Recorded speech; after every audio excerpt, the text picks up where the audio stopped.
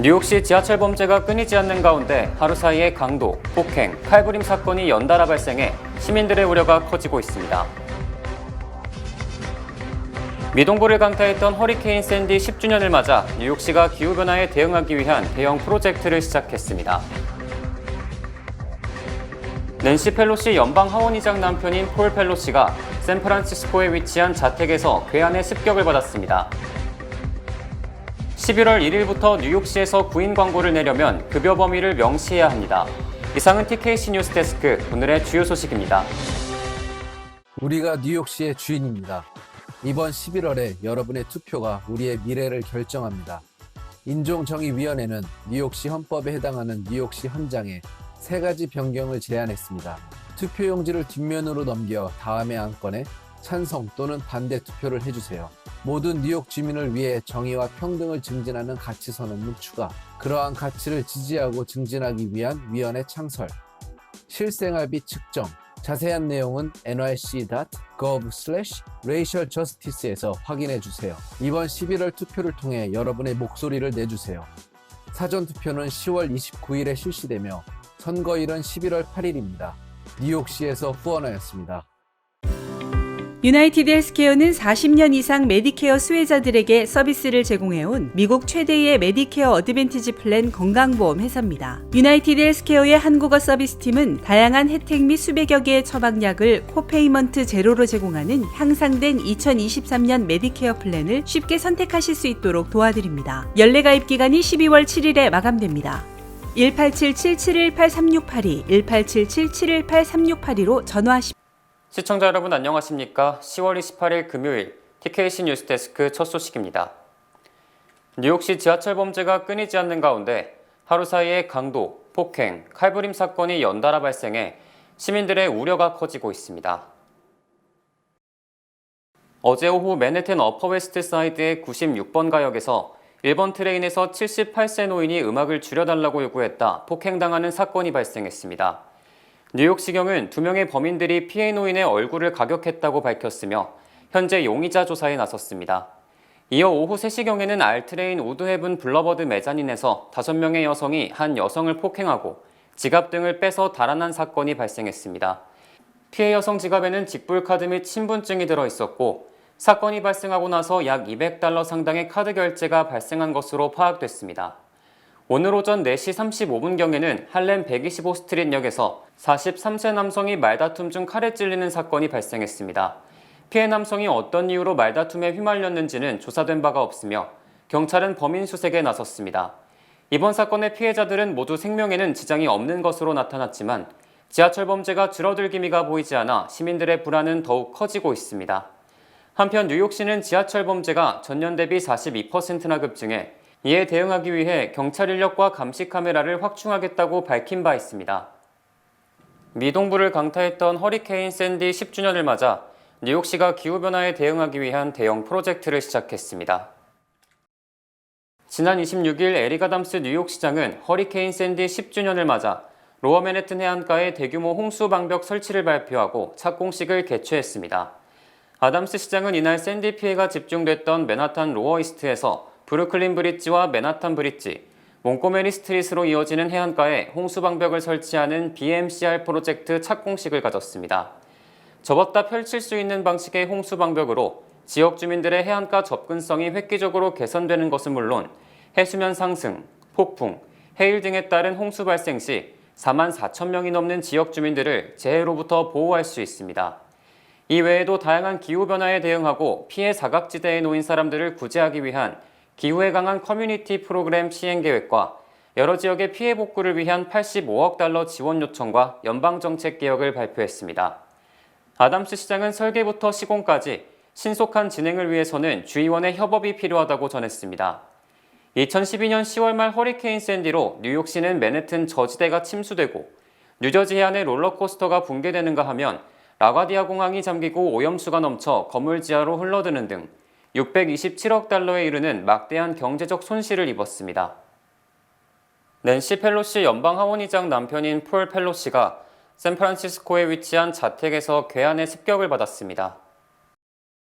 낸시 펠로시 연방 하원의장 사무실은 성명을 내고 오늘 이른 아침 한 괴한이 펠로시 자택에 침입해 폴 펠로시를 난폭하게 폭행했다고 밝혔습니다.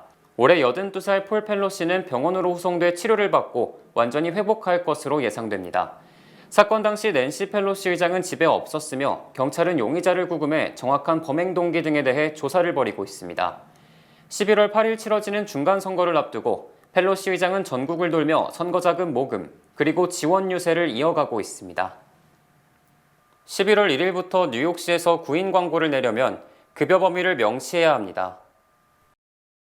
27일 시 인권국은 트위터에서 다음 주부터 뉴욕시에서 급여는 비밀이 아니라고 밝혔습니다. 앞서 시인권국은 채용시 급여 공개와 관련한 가이드라인도 발표했습니다.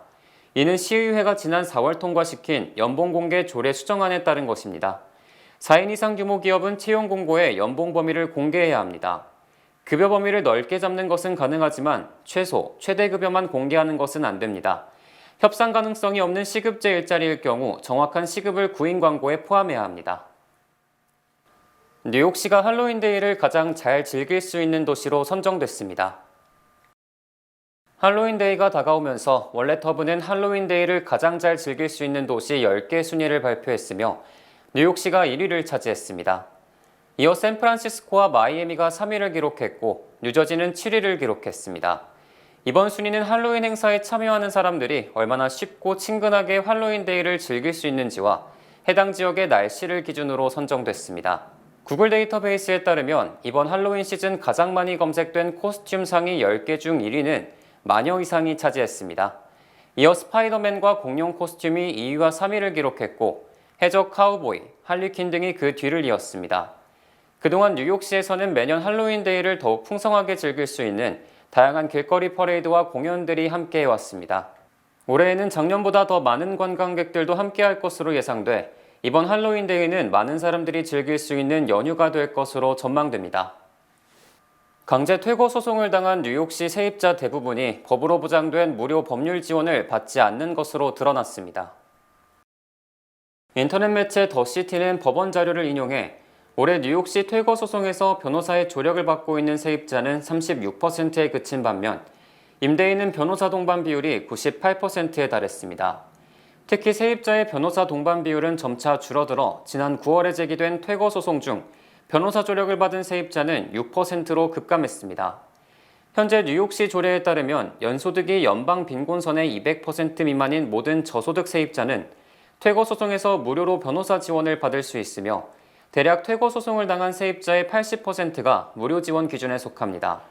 한편 소수계 집단 거주 지역의 퇴거 소송 비율은 백인 거주 지역보다 2배 이상 높아 소수계 커뮤니티가 퇴거 소송에 타겟이 되고 있으며 갑자기 무료 법률 지원 요청이 쇄도하면서 변호사 부족으로 적절한 지원이 이루어지지 않고 있습니다.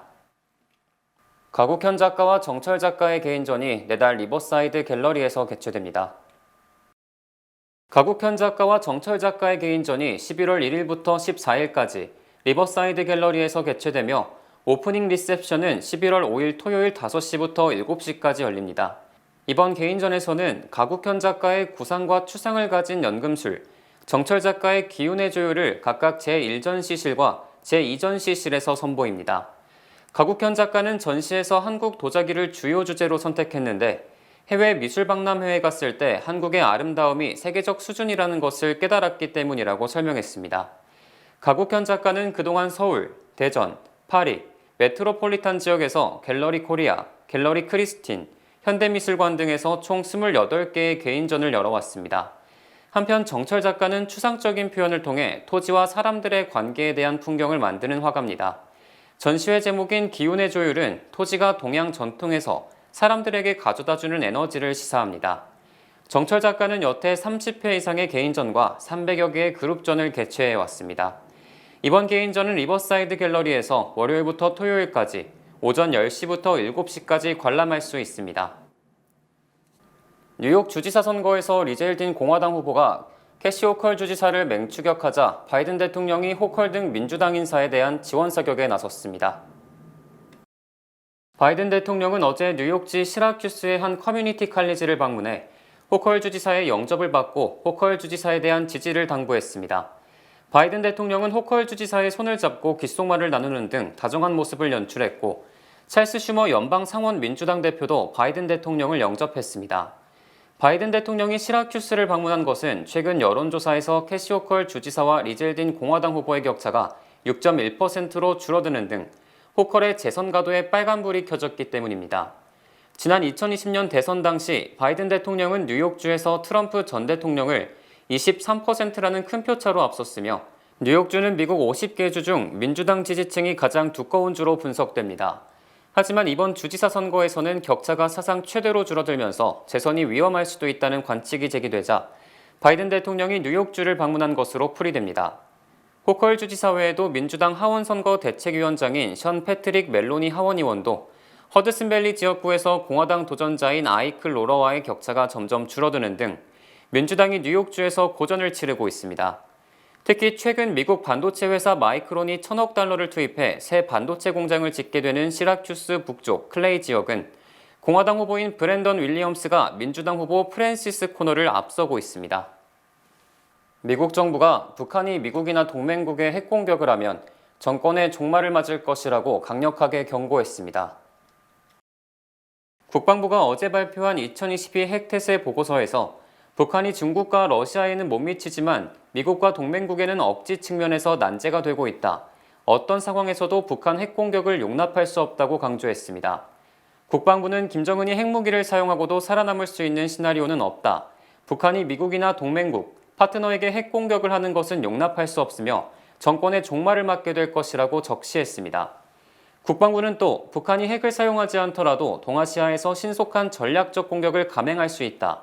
미국 핵무기는 이 같은 공격을 억제하는 역할을 할 것이라고 주장했습니다. 특히 국방부는 한국, 일본, 호주와 확장 억제를 위한 협력을 증진하기 위해 고위급 정례회담이나 위기관리를 위한 대응책을 점검할 것이며 한미일 3자 또는 호주를 포함한 4자 회담을 추진할 것이라고 설명했습니다. 제니 델런 연방재무장관이 중간선거 격전지인 오하이오주에서 인플레이션 감축법이 배터리 공장 등에 투자를 유치했다고 강조했습니다. 옐런 장관은 어제 오하이오주 클리블랜드에서 열린 중소기업 인큐베이터 개소식에서 바이든 행정부의 배터리 투자 유치 정책이 큰 성과를 내고 있다고 밝혔습니다. 옐런 장관은 지난해 1월 이후 기업들이 미국 내 전기차와 배터리, 충전소에 1,000억 달러 이상의 투자 계획을 발표했으며 바이든 정부의 친환경 에너지 정책이 대규모 투자를 이끌어냈다고 주장했습니다. 또 한국 LG 에너지 솔루션과 일본 혼다 자동차가 오하이오주에 44억 달러를 투입해 배터리 공장을 건설한다고 밝히고 중서부가 미국의 배터리 벨트가 되고 있다고 역설했습니다. 특히 옐런 장관은 미국산 전기차 등에만 보조금 혜택을 주는 인플레이션 감축법이 외국 기업들의 미국 투자를 유치했고 특히 일자리가 부족한 저소득 지역에 공장이 들어서 새로운 경제적 기회가 확대되고 있다고 설명했습니다. 오하이오주는 연방상원 다수당을 결정하는 격전지여서 공화당은 물론 민주당은 현직 정관들의 지원성 방문이 잇따르고 있습니다. 주요 단신 전해드립니다. 미국에서 가장 큰 소방국인 뉴욕 소방국에 157년 역사상 처음으로 약관 40세의 여성 로라 캐버나가 국장에 임명됐습니다. 미 육군이 2022 회계연도에 모병 목표에서 25%나 미달해 올해만 병력 10,000명을 감군하게 됐다고 밝혔습니다. 지난 2015년 뇌물수수 수사를 받다 무혐의로 풀려난 로버트 메넌데즈 뉴저지 출신 연방 상원의원이 뉴욕 남부연방지검의 수사를 받고 있는 것으로 드러났습니다. 지난 13일 뉴저지주 페어뷰에서 김모 씨 등 한인 여성 6명이 마사지 업소에서 불법 성매매를 한 혐의로 국토안보부에 체포된 것으로 확인됐습니다. 뉴욕 주립대가 다음 달 6일까지 1인당 최대 5곳까지 입학원서 수수료를 받지 않기로 했습니다. 글로벌 석유 메이저인 셀이 에너지 가격 급등으로 올해 3분기 94억 5천만 달러로 1년 전보다 2배 이상 많은 기록적 수익을 올리자 바이든 대통령이 셀이 기름 가격은 낮추지 않고 주주들 이익만 불리고 있다고 비판했습니다. 지난해 전 세계에서 결핵으로 사망한 사람이 160만 명으로 추정되는 등 결핵 사망자가 2년 연속 증가했습니다. 내일 추첨하는 파워볼 잭팟 당첨금이 8억 달러를 넘을 것으로 예상되며 이는 파워볼 사상 2번째로 높은 금액이자 미국 복권 전체에서 5번째로 큰 금액입니다. 10월 28일 금요일 TKC 뉴스데스크 여기서 마치겠습니다. 시청해주신 여러분 고맙습니다.